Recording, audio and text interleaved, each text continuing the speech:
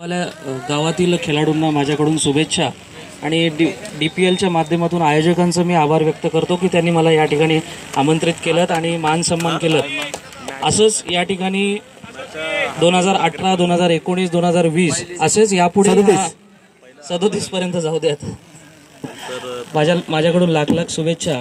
DPLच्या माध्यमातून आणि हे अशा ज्या प्रीमियर लीग होतात त्या माध्यमातून आपले आगरी मुलं किंवा इतर जी मुलं आहेत गावातली मुलं एकत्र येऊन खेळतात आणि नवीन खेळाडूंना हा व्यासपीठ भेटतो, त्याबद्दल मी आयोजकांचे मनापासून स्तुती करतो।